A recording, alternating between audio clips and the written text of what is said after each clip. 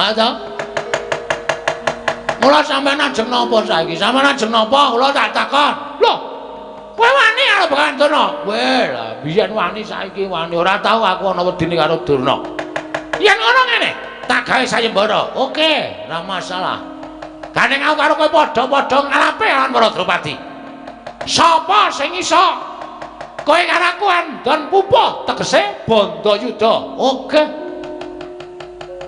Bagong aja sembrono Durna iki kekuatane ngedap-edapi. Sampeyan ora usah ngeleke. Sampeyan ratu ora ndek keputusan. Nganti kedadian kaya ngene mergo sampeyan ora paring pangandikan. Drupadi tak keke iki, tak keke kae. Ngono rampung, ora dadi geger. Sampeyan bareng ana kahanan kaya ngene lagi. Bagong ngati-ati. Kula kowe tuwa ora usah dikandhani. Lho, aku malah tok unek-unekke. Nang kene ora tau unek-unekke kabeh. Bagong aja kaya ngono. Ngapa kowe, Jum? As kebacon muring nek carane ngene. Bagong. Kudune kowe ngawas karo githokmu. Ora ana wong ngilo iso ngilo githake dhewe. Lho. Ora sampe melu-melu Sinuwun Prabu Baladewa. Aku ngerti sampean tekan kene mbelani karo Durna. Kudune sampean ki mikir. Sampean iki kudune menggalih. Prabu Puntadewa ki sapa? Prabu Puntadewa kuwi kadang sampean dhewe. Prabu Puntadewa lunga, bojone purik kok malah ajeng jodoke karo Pendhita Armodar ngene. Sampeyan iki ratu, nuwun sewu, iso menggalih apa ora? Lho piye? Nyepeleke ora. Sapa sing nyaru wis tau nek-nek. Nah, ora ngapusi. Aku nek, "Ha apa? Kowe barang yo apa?" Gecek modal kowe. Lho wong delok barang kok dinek-unekke. Wis ben apa? Ha ora. Jajal sing jeblas kuwi.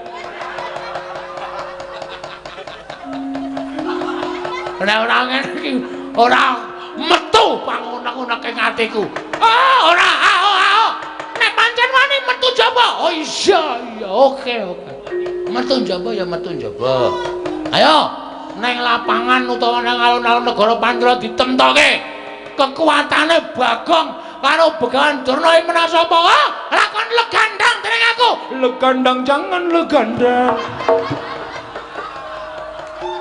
Caetan. Ayo ora legandang ning gelandang.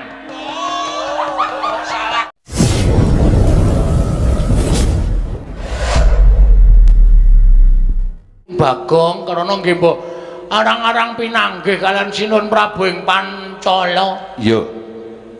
Sinuwun Prabu Dubriksa Drupada. Drupada. Oh iya. Dubriksa iki buta e. Sinuwun Prabu Drupada kepareng kula ngaturaken sembah semu keping pangabekti kula kunjuk. Iya tak tampa pangestuku tampan ana. Kula pundhi nggo jimat paripe dayanana ing kasantosan sinuwun. Ponokawan Bagong padha raja sak praptamu. Ndara sinten ya? Aku Trasta Jumena. Wah, Mas Trasta. Trasta Jumena. Nggih, Mas Trasta ya Mas Jum. Iya. Kula ngaturaken bekti kula kunjuk nggih, Mas Jum. Iya. Pangestuku tampan ana. Kula pundhi nggo jimat paripe dayanana ing kasantosan. Bagong Padaraja sapraptamu. Lho, menika sinten? Aku Patih Trasta Kethu. Wah, Kethu. Iya. Nggih, nek ana patih bekti kula kunjuk. Iya tak tampa. Pangestuku tampan ana. Kula pundhi nggo jimat paripe dayanana ing kasantosan. Oh, lole kenthos lalu gembol manyar-manyar. Bagong padha kurarja sapraptamu, Bagong. Nek niki mboten pangling ketara lole niku. Kalih gembol manyar-manyar teruse duk neng dungkul Begawan Durna. Iya, aku Begawan Durna. Nggih. Kala lenggah teng mriki. Oh iya wis ana aku sowan ning negara Pancala, Bagong. Syukur. Padharja sapraptamu wilujeng penemban bekti kula kunjuk. Oh iya tak tampa. Pangestuku tampan ana. Nune nggih. Sanget anggen kawula ndadosaken jimat paripe. Bagong. Padha kandirarja sapraptamu. Nek suarane kados Ndara Baladewa. Yo, aku Bendara Kumandura. Lah tenan to. Wilujeng. wilujeng nering sambi kala sowan kula bekti kula konjuk sinuwun. Yo tak tampa pangestuku Tampanono. Kula pundhi nggo jimat paripin dayana ning kasantosan. Prayogan nuwun ngadhep ning karsaning Paman Prabu Pancala Bagong. Ngono nggih. Sampun boten kirang prayogi piswanipun abdipun Panakawan Bagong. Bagong, wonten dawuh sinuwun. Eneng apa?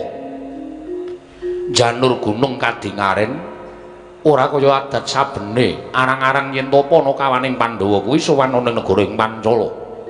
Lah kok dadi sira sowan ning negara Pancala kuwi wigatine apa, Bagong? Ingkang sepisan kepareng ngaturaken salam sembah pangabekti kula konjuk ngersanipun sinuwun Prabu Pancala. Ya, tak tampa. Pangestuku Tampanono. Kula pundhi nggo jimat paripik dayana ing kasantosan. Dungkap angka kalih wale-wale menapa sinuwun sowan kula sampun Prabu Drupada menika wonten wigatos ingkang badhe kula aturaken sehubungan kalian awak kula piyambak.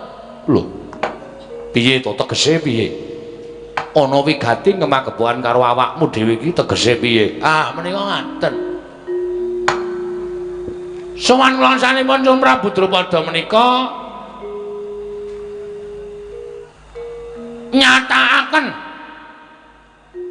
dhateng pekabaran sampun birta Mbok Bakul Sinambiwara pawarta binanduking Karna menapa kepara saestu bilih inggih menika putra paduka pepundhen kula Gusti Ayu Wara Drupadi menika kondur wonten ing negari Pancala. Sinuwun, ya pancen bener. Lah apa kowe diutus dening bendaramu Werkudara apa dening Janaka apa nek kula sedewa supaya nyatakake anakku bali narang negara ing Pancala? Oh mboten, mboten. Lho, ora diutus, mboten. Lah apa to sababe kok kowe nyatakake marang Atmajaku Wara Drupadi? Menika karep kula piyambak. Karep kula piyambak. Terus karepmu piye? Ana wigati apa ing magepokan kalawan Atmajaku Wara Drupadi? Menika ngaten. Kula menika nampi sasmita ingkang dumeling tanpa wujud wonten ing madyaning pasumpenan nalika tilem wonten ing Parangkusuma. Wekdal dinten kepengker kula menika nenepi wonten pinggiring segara. Ya. Beto klasa alit.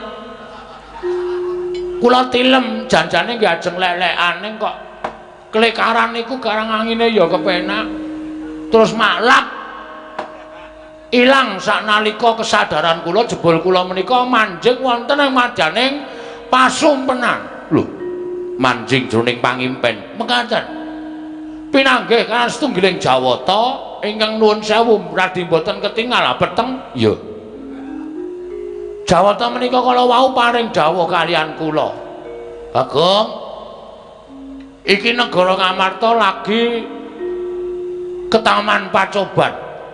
Monggo kowe dadi abdining para Pandhawa. Ngoten menika. Ya, sabanjure. Mula kowe kudu iso nyelametke. Kowe kudu iso gawe arum asmaning para Pandhawa tetep dadi sangsa ngagunging para kawula sak jagat iki. Lah kowe tak kandhani ya Bagong. Lho, kusik dewa paring sasmita kok akeh banget niku ceramah. Oh iya kula midhangetake piyambak. Nah supaya kowe kuwi iso gawe arum asmaning para Pandhawa gandeng iki Prabu Puntadewa iki lagi jengkar monggo ora dingerteni menyang endi papan dununge Prabu Puntadewa.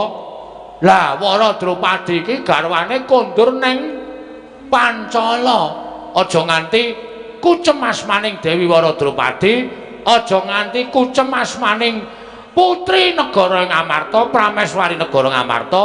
Mula kowe sowan ning Pancala kanggo sawetara wektu kowe dadi sulihe Prabu Puntadewa. Ngaten menika. Lho.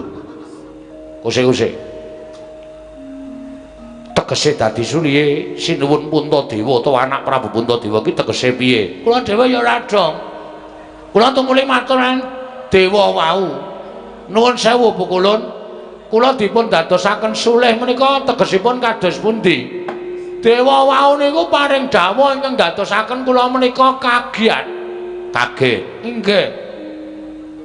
Ora ketang sawetara wektu kanggo nyelametake asmaning Dewi Waradrupadi, kowe nang negara Pancala nglamar Waradrupadi peken bojo sementara waktu. Kusik to. Ngepek bojo kok ming sedhela iki piye? Lha niku kulino nganten niku. Lho. Kulino ngono piye? Lha niku nek ngepek bojo niku mung dela-dela kok kula. Cocok mboten? Nek kira-kira ora pancen cocok ya culke. Nek kira-kira cocok ya teruske. Lha niku nganten biasa nganten. Mulai edan kuwi. Lah anakku kuwi dudu sing kanggo jajal-jajalan ki ora prayoga. Mboten jajal nika resmi. Dados ingkang putra menika mangke menawi purun dhaup kalih kula, mangke nek sinuwun Puntadewa sampun kondur, kula konduraken. Lho, la upama baline setahun ngono nggih. Piye njuran? Lah, kula yang ngepek bojo gandeng saniki le tindane wis 3 sasi ya 7 sasi menjadi hak milik saya. Lho. Kok kaya ngono lho. Niku wis biasa teng omah kula. Gareng niku nek lunga suwe niku bojone titipke kula. Weh, ngono to. Niku pun biasa. Kowe lungane pirang dina, Reng? 7 dina. Titip bojo ya, Gong. Nggih kula gawa teng omah. Weh. Kowe ya diladeni. Lah iya. Ya ora masalah. Lho lah Gareng kok ya trima. Lah kula nek lunga le bojo kula titipke Gareng kok. Dadi tenggen kula niku wis usum, genti-genten niku wis usum. Edian. Lah kok dadi kaya ngono ki piye? Sing ra entuk dititipke kuwi bojone Semar. Mergo bojone Semar widodari ayu banget e. Tahu bapak lunga titipke aku bapak ndasmu kuwi. Arep melu ngapa? Mbokmu meneng omah wae. Ngoten niku. Lah, mula sowan kula menika namung mituruti dawuhing dewa. Nek kepareng ajeng kula boyong teng gubuk kula. Nek mboten pareng nggih monggo mboten napa-napa. Ning nek mengke dewa nesu kalih sinuwun Prabu Pancala, kula mboten tanggung. Merga niki dawuhing dewa. Kusik. Dewa paring dawuh iki mestine ngandhakake dewane sapa? Sang Hyang Bambang sapa to ya? Sangertiku dewa iki ora ana sing jenenge Bambang. Sapa ya? Lali ya kula ning nyebutke jeneng kok pokoke dewane niku peteng dedet ketoke dewane niku ilmu hitam ketoke. Dewa kok nganggo ilmu hitam iki arepe piye? Lah ra ketoke. Ming suarane tok. Nek pokoke dewa, yakin sumpah kula mboten ngapusi. Niku dewa sing paring dawuh. Mali, mila. Walik lho. Mila samangke kula nyadong dawuh. Dewi Waradrupadi dipun paringaken napa mboten? Nek mboten nggih mboten napa-napa nek dewa mangke duka monggo anggenipun badhe nanggel. Nek diparingaken matur sembah nuwun. Jawipun kula cawisaken Betor. Betor iki apa, Pak? Betor niku becak bermotor. Niku sing lagi ngetren pun mboten digenjot melih. Pun wonten mesine. Waradrupadi kula tumpake Betor, kula mlayu teng burine.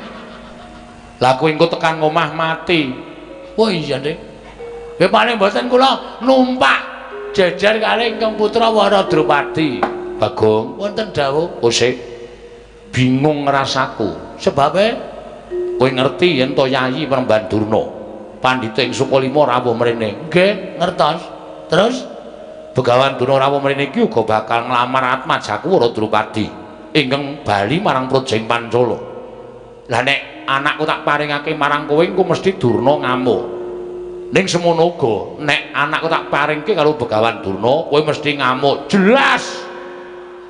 Aniki wis dadi tekad kula. Kula niku wis tom-tomen kalih ingkang putra Waradrupadi. Pun kula lukis teng tembok ruang tamu kula. Lho, sapa? Putra panjenengan Waradrupadi nganggo anduk tok. Jos nika pokoke. Wiladala. Saka kepengin kula nuruti keparenging dewa. Nek sinuwun mboten maringake, kula ngamuk teng pundi niki jenenge Pancala. Pancala. Nek sampeyan maringake matur sembah nuwun. Napa ya abot Begawan Durna kali Bagong. Nek pancen didelok rupane nggih loro niki ra eneng sing apik. Dadi anak sampeyan iku dilamar wong bosok kabeh. Ning nuwun sewu, nek ditonton saka cocoking para kawula mung tamang tanting kawula semanten cacahe. Suara terbanyak mesti milih kula. Mboten wonten sing milih kalih Begawan Durna.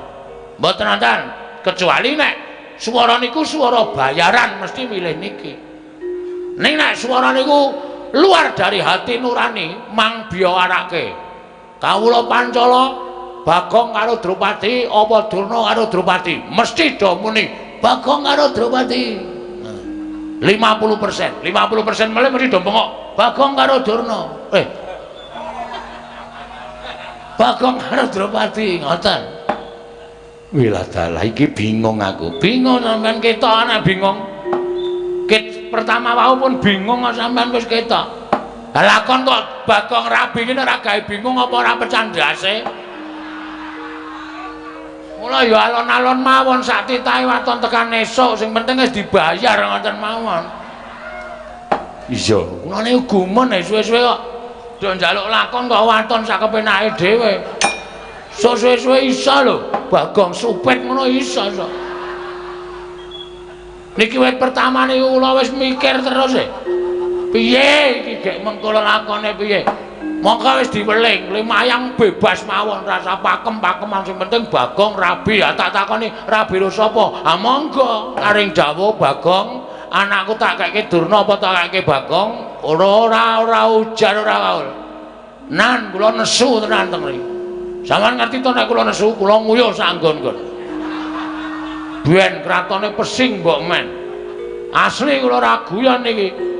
Pun mang paring dawuh kula nengga sabdanipun Sinuwun Prabu Drupada. Ora kaya wae.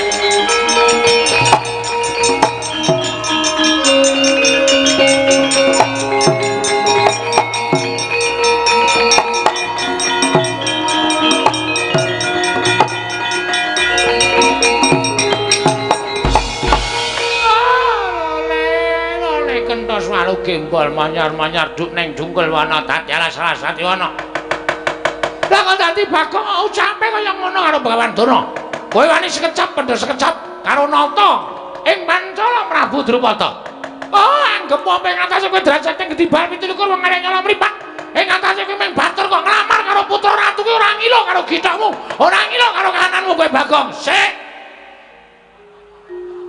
Omong kok wonten mecotot. Mbah, kowe ngerti tresna ora? Kowe ngerti wong tresna ora? Jodoh ya ora perkara rupa. Ana tembangan gegarane wong akrami dudu bondo dudu rupa nanging ati pawitane luput pisan kena pisan. Luput pisan dipresake. Dudu bondo dudu rupa mung ati pawitane. Mula wong arep rabi iki ukurane ora bondo ora rupa. Arep ndhe bondo akeh. Nek ora dikeparengake karo sing gawe urip dadi jodhone ora bakal iso kelakon. Arep rupane bagus, nek ora dijodohi karo sing gawe urip ora bakal kelakon. Ning nuwun sewu, arep rupane men kaya ngene nek jodoh karo sing gawe urip kuwi 1000 dalane. Camkan itu. Ora sampe nae dhewe kowe. Oke, wong sing lanang elek sing wedok ayu oke. Ana sing wedok elek sing lanang ayu oke. Ana sing elek kabeh ya ngono. Ana sing lanang ayu sing wedok bagus. Sing wedok ayu, sing lanang bagus. Kuwi ya pirang-pirang, bagus kabeh. Wedoke ayu kabeh ya pirang-pirang. Mula aja sok ngembe karo wong sing kedunungan katresnan. Terus saniki tak wale, sampeyan iku wong tuwa, wis duwe bojo, ha ta? Ora. Monggo bojo sampeyan lain daripada yang lain. Ora apa-apa ana bojo kok keleke papat. Nek ora bojone Begawan Durna tangel lamun. Oh, lah kok dadi kowe kok ngeceh karo Bagong. Sing duwe hak sawutuhe, sing duwe apa jenenge? Purbawasesa sawutuhe iki sinuwun Prabu Drupada, dudu sampeyan. Sampeyan karo iki padha-padha wong lamar. Ngenteni sabdaning Sinuwun Prabu Drupada. Diparingke apa ora nek diparingke matur sembah nuwun dene ora ya wis ora apa-apa. Ora usah dadak kowe ngunak-unake aku. Nek kowe arep ngunak-unake kowe terus sareng apa? Terus sareng apa aku tak takon, ngejak gelut. Bagong ora wedi. Bagong ki wong ora tau wedi. Aku wedine ki nek ora ana wong liwet. Aku gila tenan. Nek sampeyan karo wong kaya kowe iki, aku ki ora wedi nang di papan Bagong wis kulino unek-uneke Durna, ha to? Mula sampeyan ajeng napa saiki? Sampeyan ajeng napa? Kula tak takon. Lho, kowe wani karo Begawan Durna? Weh, lah biyen wani saiki wani. Ora tau aku ana wedine karo Durna. Yen ngono ngene, tak gawe sayembara. Oke, ora masalah. Gandeng aku karo kowe padha-padha ngalape lan para Drupadi. Sapa sing iso? Kowe karo aku andon pupuh tegese Bandayuda. Oke. Bagong aja sembrono Durna iki kekuatane ngedap-edapi. Sampeyan ora usah ngeleke. Sampeyan ratu ora ndek keputusan. Nganti kedadian kaya ngene mergo sampeyan ora paring pangandikan. Drupadi tak keke iki, tak keke kae. Ngono rampung, ora dadi geger. Sampeyan bareng ana kahanan kaya ngene lagi. Bagong ngati-ati. Kula kowe tuwa ora usah dikandhani. Lho, aku malah tok unek-unekke. Nang kene ora tau unek-uneke kabeh. Bagong aja kaya ngono. Ngapa kowe Jum? As kebacon muring nek carane ngene. Bagong. Kudune kowe ngawas karo githokmu. Ora ana wong ngilo iso ngilo githake dhewe. Lho. Ora sampe melu-melu Sinuwun Prabu Baladewa. Aku ngerti sampean tekan kene mbelani karo Durna. Kudune sampean ki mikir. Sampean iki kudune menggalih. Prabu Puntadewa ki sapa? Prabu Puntadewa kuwi kadang sampean dhewe. Prabu Puntadewa lunga, bojone purik kok malah ajeng jodoke karo Pendhita Armodar ngene. Sampeyan iki ratu, nuwun sewu, iso menggalih apa ora? Lho piye? Nyepeleke ora. Sapa sing nyaru wis tau nek-nek. Nah, ora ngapusi. Aku nek, "Ha apa? Kowe barang yo apa?" Gecek modar kowe. Lho wong delok barang kok dinek-unekke. Wis ben apa? Ha ora. Jajal sing jeblas kuwi. Nek ora ngene iki ora metu pangunek-uneke atiku. Ora. Nek pancen wani metu jaba. Oh iya, oke. Metu jaba ya metu jaba. Ayo, neng lapangan utawa nang alun-alun negara Pandura ditemtoke. Kekuatane Bagong karo Begawan Durna iki menawa sapa? Lakon legandang dening aku. Legandang jangan legandang. Caetan. Ayo ora legandang ning gelandang. Salah kabeh. Begadang. Berarti sampean penggemar Rhoma Irama. Ngerti lagune ayo. Legandang jangan legandang. Ono kuwi. Sampean seneng apa? Oh iki wonge nyenengke. Nanggap ora mung guyu. Yo sesuk tak timbali ning Pancala. Nah ngono, sarombongan. Yo. Beres pokoke gayeng. Yo Bagong. Nyuwun pamit lajeng gelut kalih Begawan Durna. Yo sing ati-ati. Begawan Durna sing ati-ati. Oh nggih Kakang Prabu Pancala ngestaken dawuh. Ayo metu njaba. Iya, wis kulino namung tatoke njaba. Aku wis ngerti kok iki nek ora metu njaba cilaka iki. Tanggung jawab iki. Mula terus gage-gage nek ora ngono Jawa ngrekoso wis kono do metu njaba ndak malah gawe geger ana ing jroning datra. Ayo metu njaba Bagong. Ayo metu njaba ya metu njaba. Lho hop sik. Wong arep perang kok kaya uyon-uyon ta iki. melu dodok kamu to wah jan keparat tenan iki. Baleni ayo tantang-tantangan baleni. Oh iya. Yen ngono kowe uga ngarepake Waratropati pancen kepara nyanda. Tak gawe sayembara Bagong. Apa sayembaramu? Sapa sing cilik iso gedheke, gedhe iso nyilikke? Aku iso. Aku cilik iso tak gedheke, yakin. Nan kuwi. Sapa sing cilik gedhe iso ngukuli kadhetane Bangandara? Wenang boyong Waratropati. Nek kowe kalah kowe bali. Waratropati diboyongane Bangandara. Ayo, maju coba legane ati. Mati. Waduh.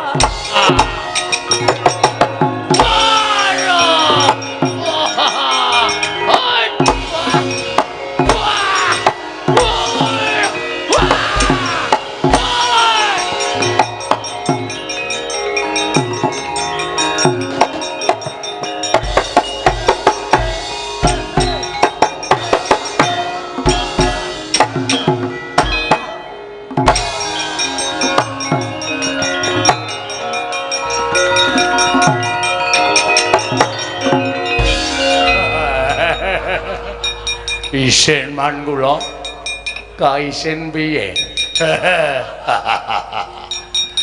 Kula maju rek kae goleki Gatotkaca Sencaki ketemu ale Werkudara. Lha kok sih ta?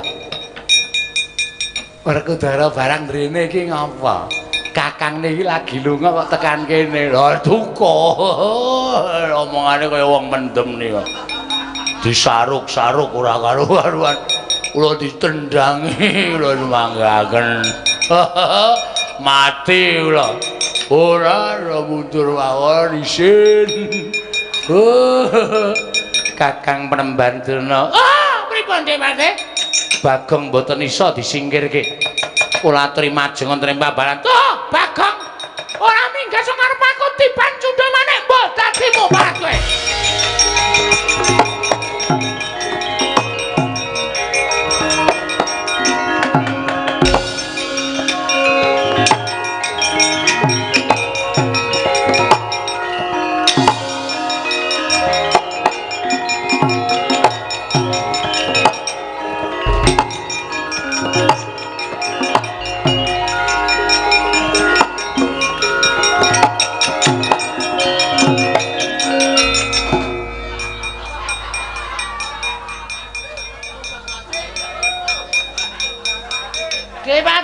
Pripun?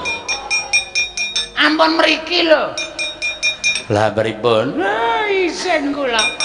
Iki pokal gawene sapa iki keparan karepe dhewe. Aku mau nek dibukake ngono kuwi. Kaya kelingan jaman sing wis-wis aku.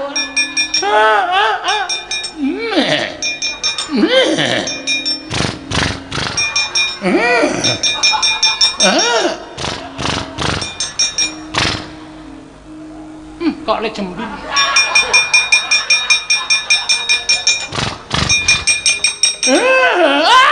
Aku karepe dhewe kuyangan aku.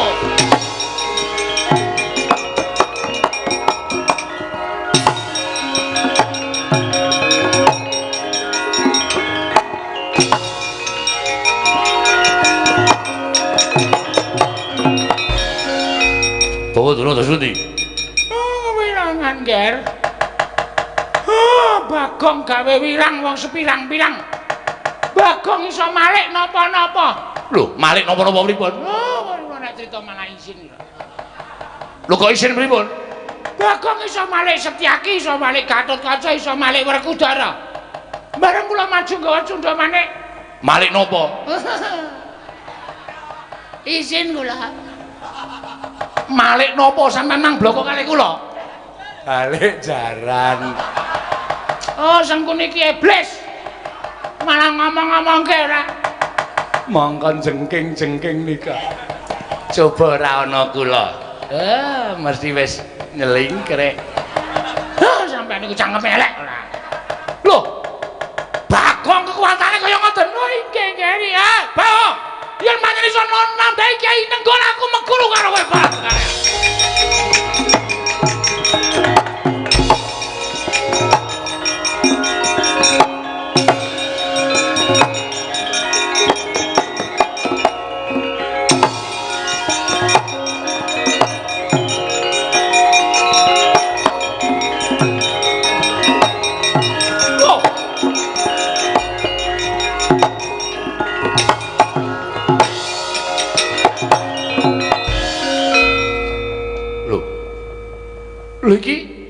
ora pangling Nyai Ndorowati.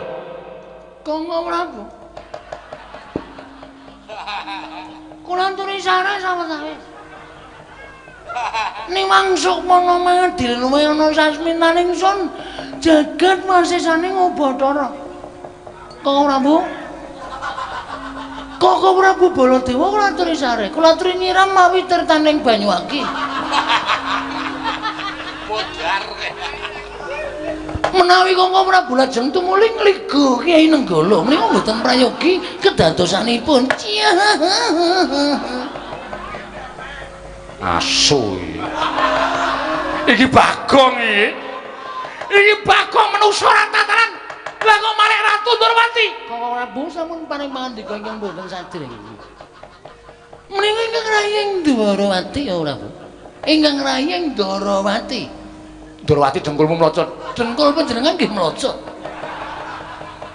Edan iki piye lho? Iki karepe piye? Kanggo Prabu, menawi panjenengan ngginakaken senjata cakra, kula ugi mboten badhe wang-wang. Mboten badhe kekilapan, sarta kula mboten badhe ragu-ragu. Ngginakaken senjata ceraka. Apa? Ceraka. Cakra. Nah, kados pangandika panjenengan. Sameneika Kyai Nenggala dipun du karo senjata cakra. Kowe tatamani Nenggala mesti mati. Mboten saged kula mundi Sekar Kembang Setaman. Cangkeme kowe klirah-kliru ngono kok. Sekar Wijaya Kesuma menika dados panguripane wong sak bumi. Sinten ingkang sampun pejah menika dipun ungkuli Sekar Wijaya Kesuma menika sabet gesang malih. Ingkang sampun pejah dipun ungkuli Wijaya Kesuma saged gesang malih. Mila Wijaya Kesuma menika dipun suwun supados kinarya obat kuat. Kanggo Prabu. Kanggo Prabu. Nek panjenengan mboten atus monggo dipun puthaken blek glandang Nenggala legane ati wae.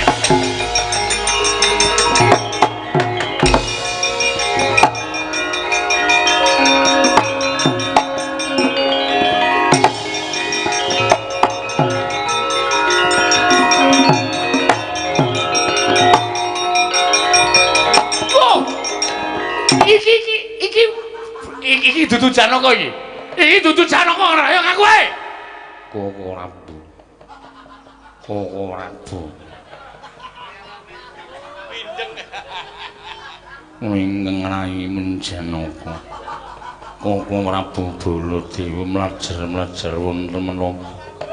Aku golek Kyai Prabu Kresna. Kanggo Prabu Ndorowati mboten dalem papan menika. Kanggo Prabu. Nggih. Wonten nyiram tenan sabar. Menika Prabu mboten mangan. Prabu mbanian iki ardane kamsu Prabu samriki menika Prabu. Iki kok mengko kok Prabu karepe piye? Nek njenengan badhe mawa mbak. Mboten ter. Prabu. Mboten ter mangan jenengan nampane. Ora bisa mangke ngaturi wae. Ah, kowe Bagong kowe banget iki.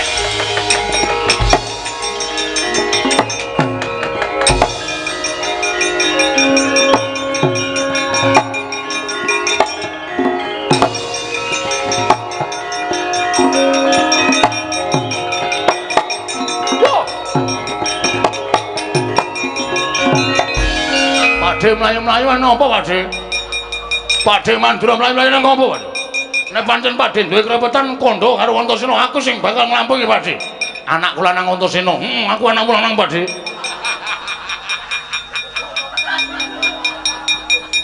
Pakde Mandura, iya.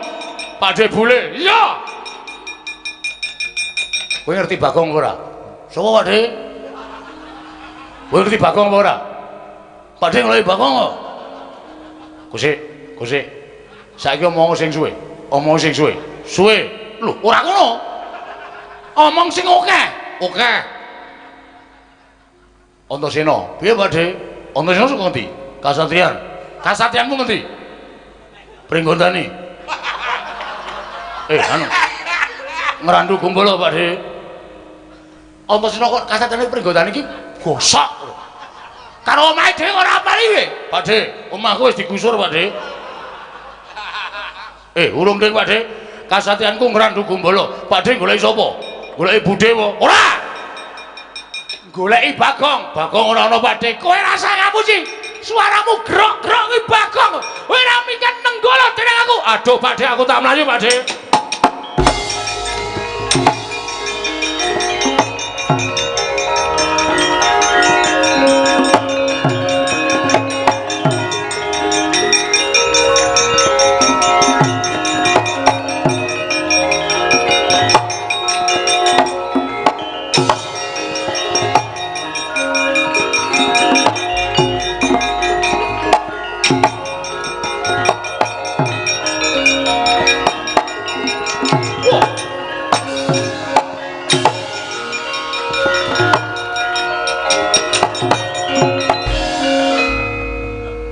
Anak Prabu, kula suwun kanthi sanget kula trinyi ramawi tirtaning kesabaran. Sedaya perkawis menika mboten badhe paripurna menawi namung kinarya gejegan. Anak Prabu tiyang agung. Paman Prabu Pancala kula nyuwun pangapunten sakalangkung kathah mboten dados menapa nggih. Namung kula kanthi sanget kula suwun kula sampun panggihan kaliyan anak kula pun Waradrupadi. Paman wonten dawuh. Kados menika wartosipun. Yai Waradrupadi sagang ladosi bapa Panembanduna menapa mboten? Kula sampun nanting dhateng anak kula pun Waratriyandi, Anu Waradrupadi. Supados badhe ngladosi kalian kadang kula tunggal guru duk nalika wonten SD Negeri Impres.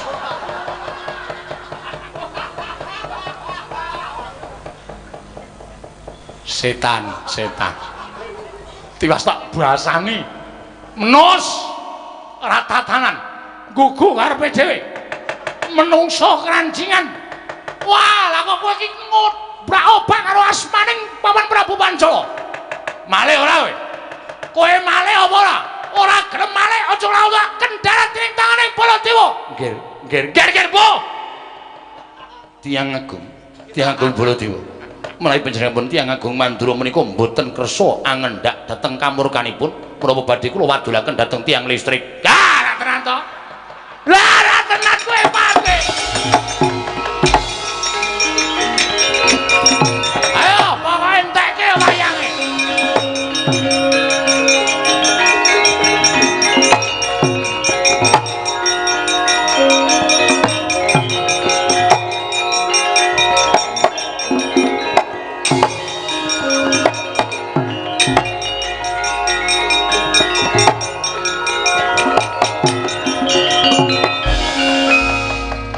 Wis kentekan wayangan yan.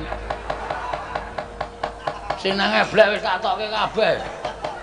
Ha wis tetep konangan aku iki suarane ra iso ngapusi kok. Wis tak ilang-ilangke geroke tak ombeni barang ya mesa konangan. Pinter tenan Baladewa. Wis ah. Kala cacak menawa cara lakonane. Nek sinuwun mandhar mateni aku ben dipateni. Candak kowe aja mlayu, Bang.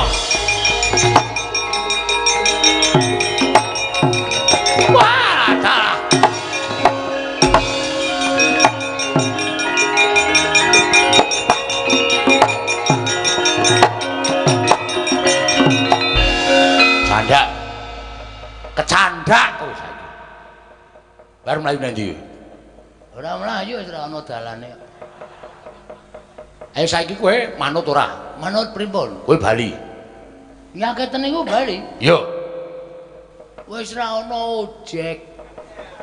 Ngrekoso kula le mulih. Bali ora? Mboten ajeng wangsul. Wani karo Baladewa. Mboten ajeng wantun. Nek ora wani bali. Mboten ajeng wangsul. Tegese wani karo Baladewa? Mboten ajeng wantun. Kowe iki jane piye to? Ya ngene iki asline. Wah, setan alas. Bagong, nun. Aku wis ditanggungke karo Yai Prabu Duryudana supaya iso kelakon mboyong Waradrupadi dikaro dening Bapak Panembanduna. Ning nganti aku gagal mboyong Yai Waradrupadi, aku bakal napa duka saka Yai Prabu Duryudana. Mula aku tetep kudu mentala karo kowe. Terus kowe bali ora? Mboten. Tetep ajeng garwa Dewi Waradrupadi. Ora ngilu karo gedhokmu. Pun ta, tresna niku mboten perkara bagus elek. Sapa ngerti kula mangke ketemu Waradrupati purun kali kula. Lho, sapa ngerti? Nek ngono ora gelem minggat ngarepe Baladewa, mboten. Glandang Nenggala mbuh dadimu kowe ponokan Bagong.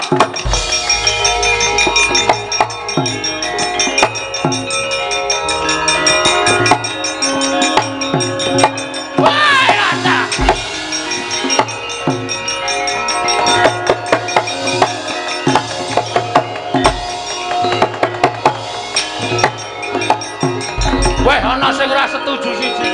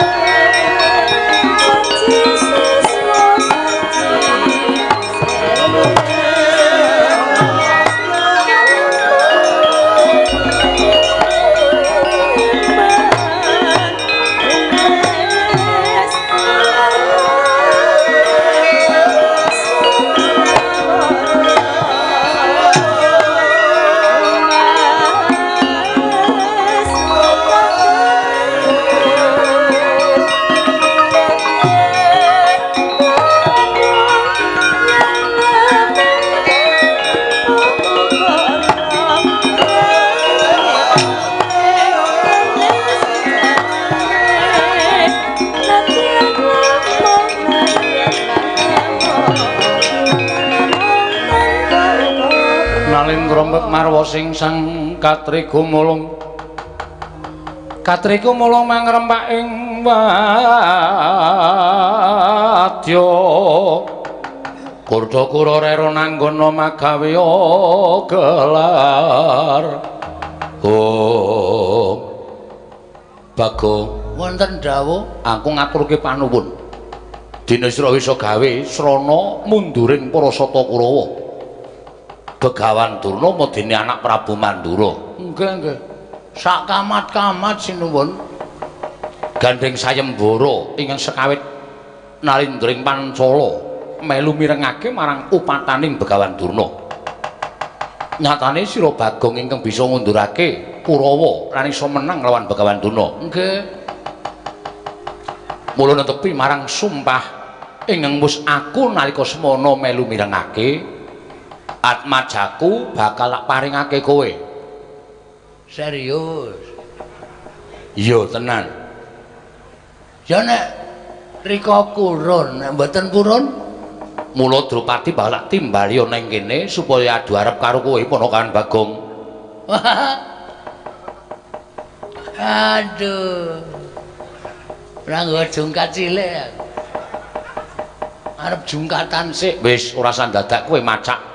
Anane kaya ngono yen Drupadi nampa ya ben ditampa yen ora kaya aja gelo. Nun nggih ngestakaken dawuh. Terus semeno wonten maring dawuh Rama. Mbak Yumu aturana tindak mrene. Oh nggih ngestakaken dawuh. Monggo Kakang Mbok. Timbali Kanjeng Rama. Iya terus ta jumena.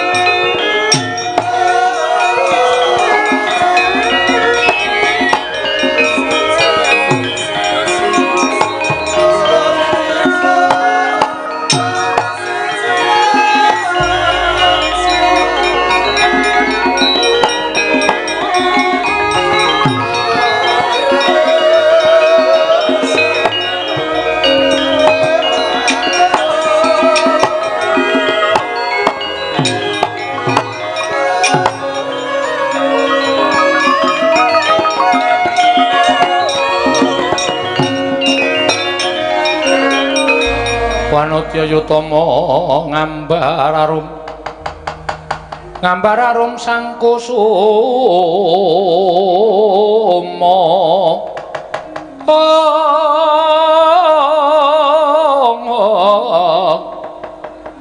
gembrang-gembrang yen ngandika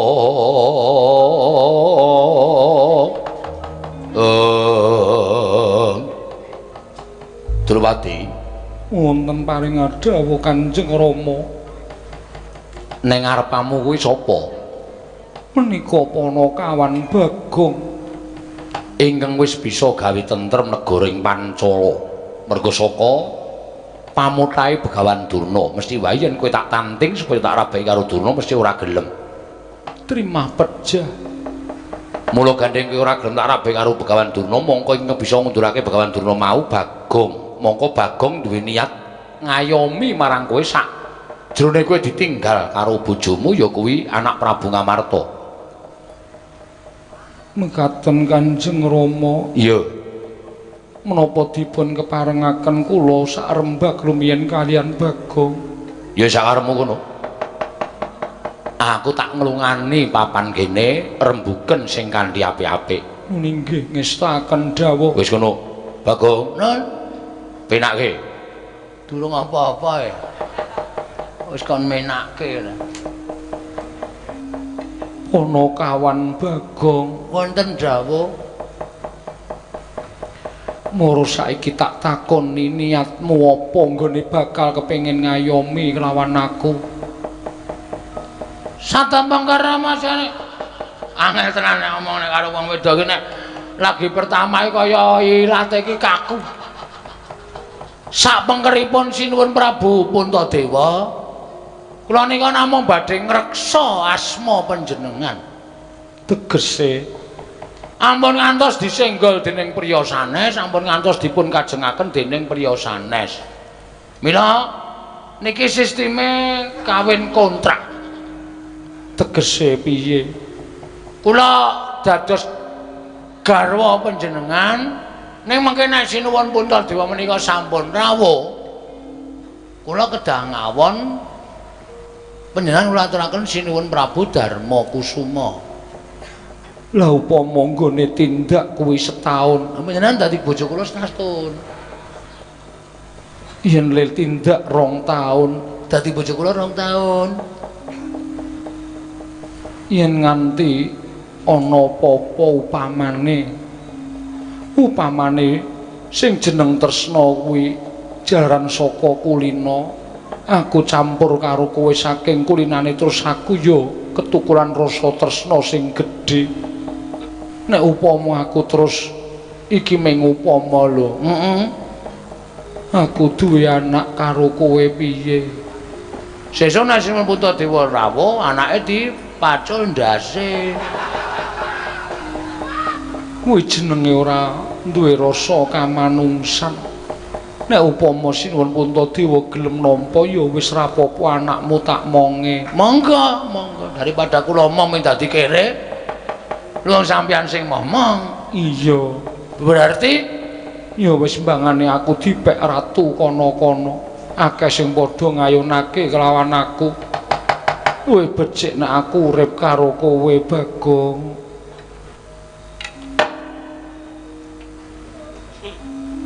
Puspawana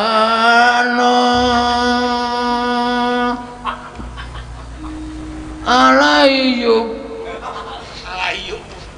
kowe iki arep ngopo ajeng anu buka gending apa mboten iso ame ngawur watone lekom menika saestu iya tenan wah jan nek ngoten kula wis ora ana tabete antaraning Panakawan kali Bendara ora ana kepareng kula badhe ngadeg ya ngadeg kok saiki wae nggih alon-alon karang wong tuwa ning ngadeg ora iso sakal iya wah jan kula ya wis ora basa karo panjenengan wis ora sah basa ora apa-apa Yayi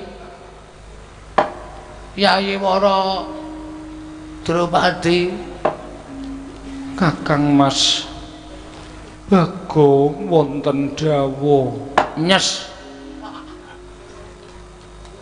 Nyes bokongku. Ati. Jan kaya Siram Tirta Wayu Sewindu. Inggih.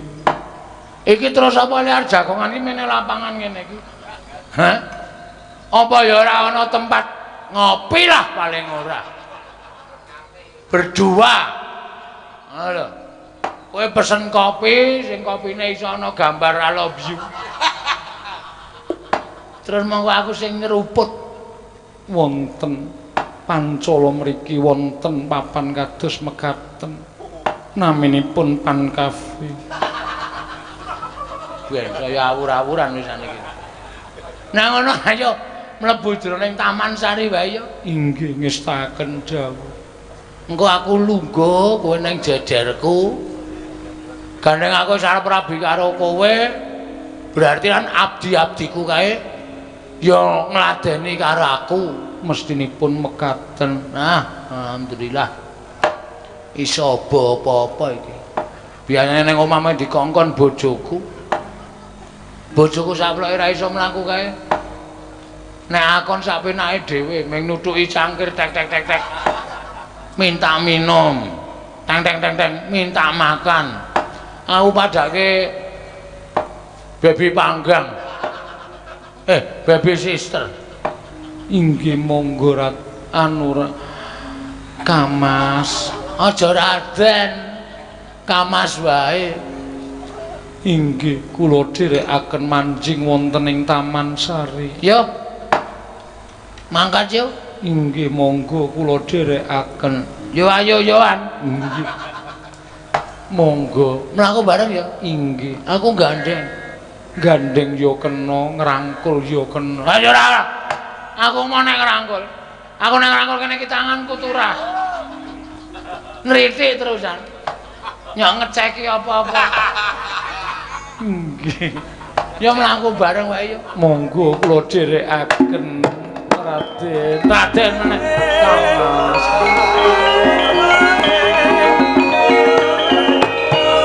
Abdi dalem arep endi to?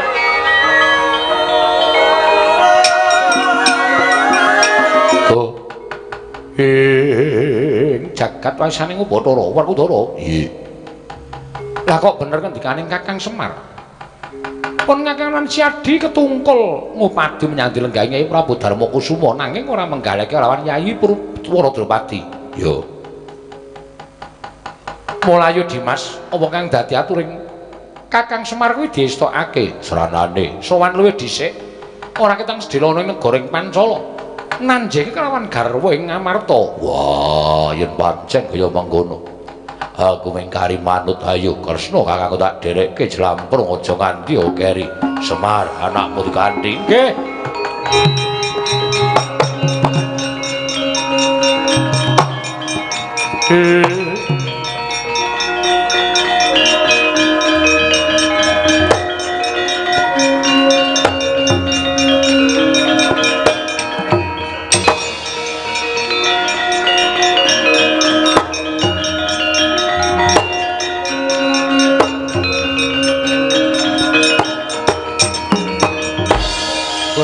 Ganjing langit kelap-lapaton lirkin sanging risang mawe gandrung Bagong dalem bener ngendikaning Paman Pancala murang tata ing atase ing derajating batur lha kok kowe wani padha-padha lengguh jajar kelawan Kakang Mbok Waradrupadi.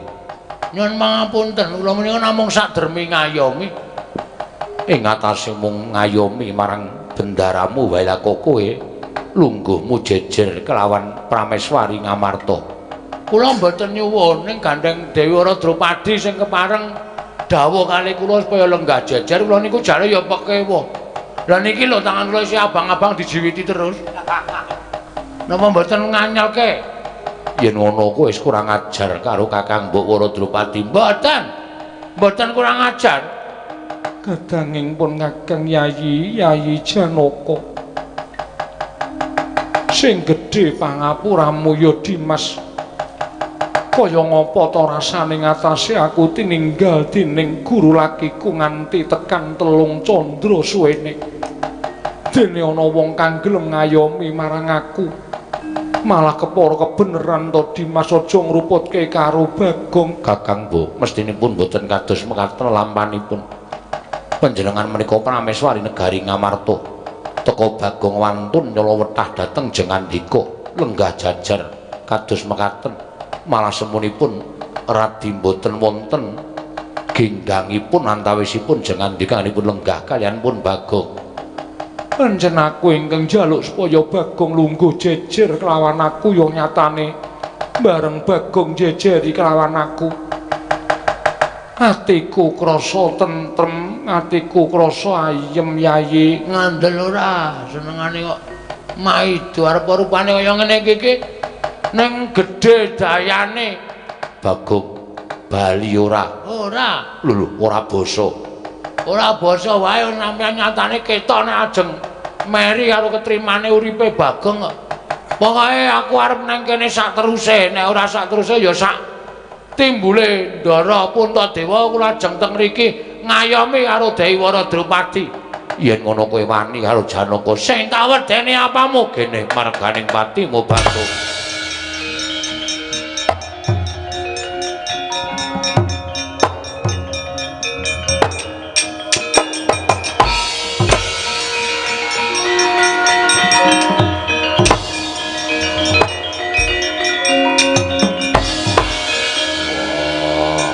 Aku wis ngerti rembugane Janaka karo Bagong. Kowe pancen batur sing ora ngerti karo derajatmu. Ora gelem medhun kok jejer karo Wara Drupadi Mbayu idak mutar kowe. Idan idak genti kowe.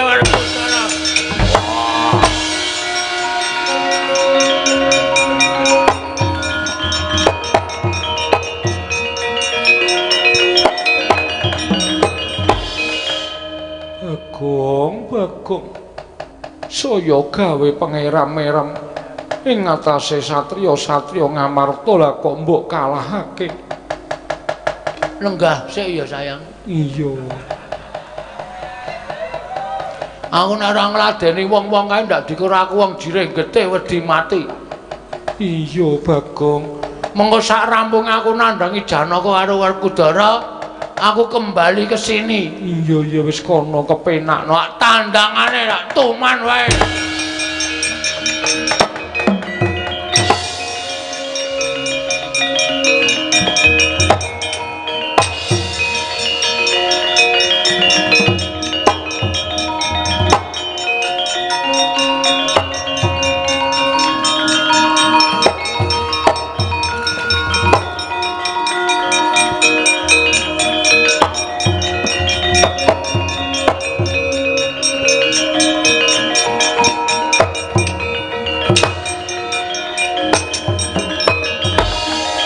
Janaka mboten kinten babar pisan. Bilih Bagong nyata anggunjak dhateng Kakang Mbok Wara Drupadi, semune Wara Drupadi ya ora wegah nampa karo Bagong, ditampa kanthi ikhlas. Lah dalah jagat diobati jagat Maestungkara. Lah kok dadi kaya mengkono kanane Bagong? Mung gumunku lho, Yayi Wara Drupadi kok ya nampa iki ana lelakon apa Maratresba? Tak presanane kaca paesan Werkudara.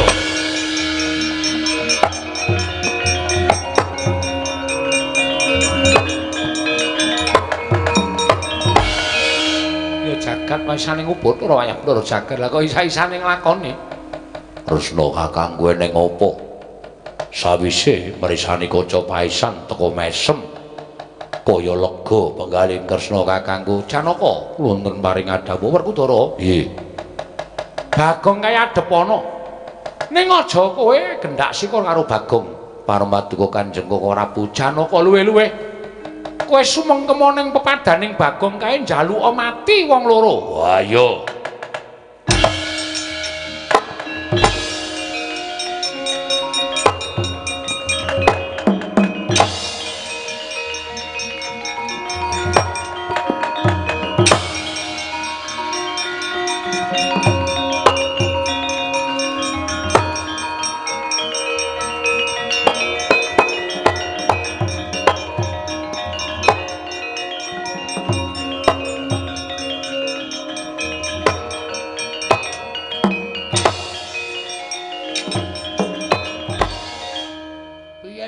pada munduk-munduk iki ngapa iki?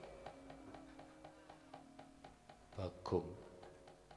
Wiwit dina iki aku njaluk mati. Lho.